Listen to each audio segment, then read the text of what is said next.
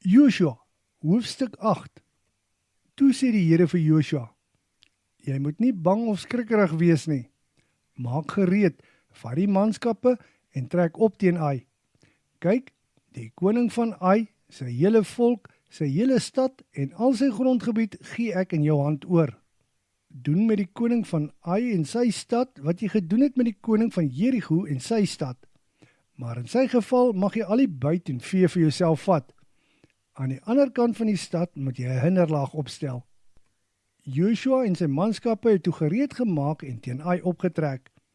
Gedurende die nag het Joshua 30.000 manskappe van die dapperste manne uitgesoek en uitgestuur. Toe beveel hy hulle: agter die stad moet julle 'n hinderlaag opstel. Dit moet naby genoeg aan die stad wees. Wees gereed vir die geveg. Kyk, ek en die res van die manskappe sal die stad van voor nader.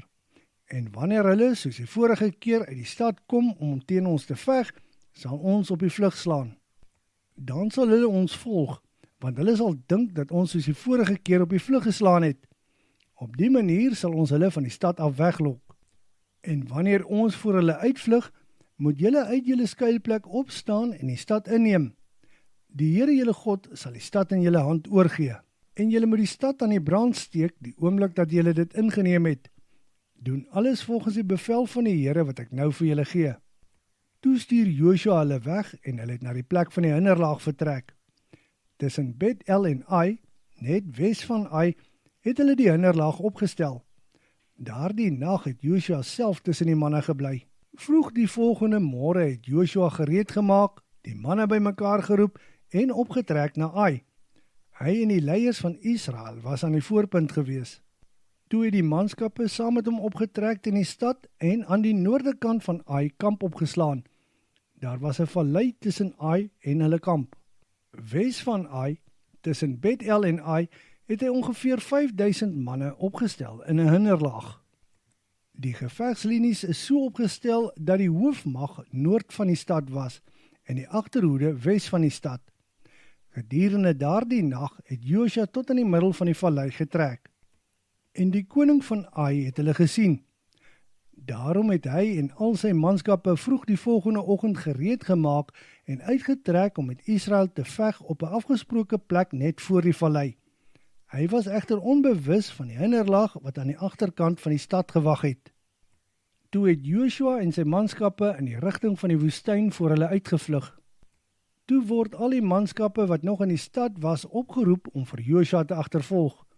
Op hierdie manier is hulle uit die stad weggelok. Nie 'n enkele man het in Ai of in Bet-El oorgebly nie. Hulle het almal agter Israel aangejaag en die stad oop agter hulle gelaat.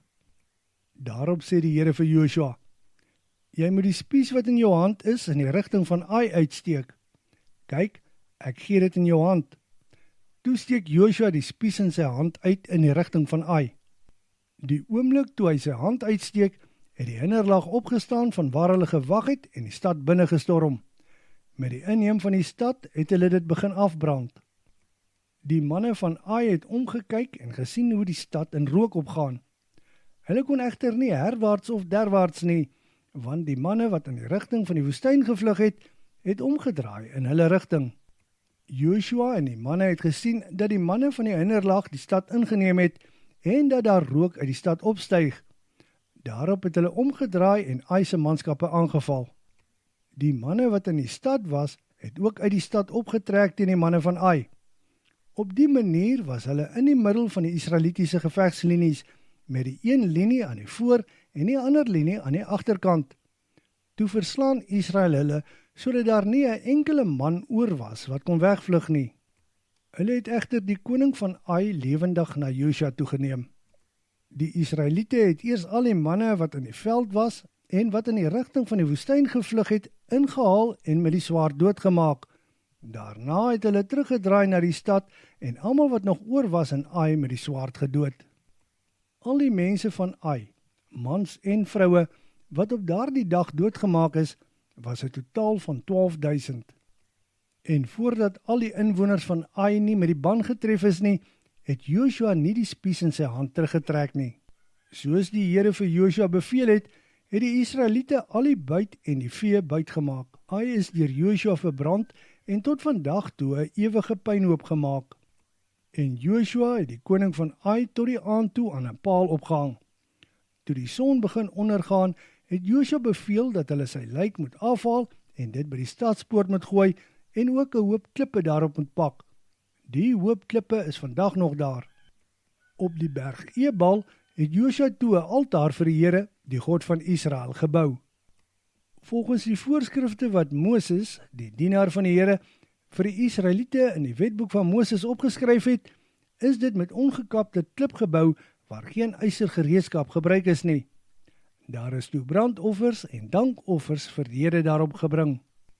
Voor die oë van die Israeliete het Joshua toe 'n afskrif van die wet van Moses op klippe geskryf. Aan al twee kante van die ark, reg oor die Levitiese priesters wat die verbondsark van die Here dra, het al die Israeliete, sowel as die vreemdelinge tussen hulle, met die leiers, regters en opsigters gestaan. Teen die berg Gerizim het die een helfte stelling ingeneem en teen die berg Ebal het die ander helfte stelling ingeneem, presies soos Moses, die dienaar van die Here, beveel het dat die Israeliete geseën moet word. Toe het Joshua die hele wetboek voorgelees, die seën en die vloek, alles net soos dit in die wetboek opgeskryf staan. Nie 'n enkele woord daarvan wat Moses beveel het, is uitgelaat nie. Joshua het dit alles in die teenwoordigheid van die hele Israel, vroue, kinders en vreemdelinge ingesluit, voorgelees.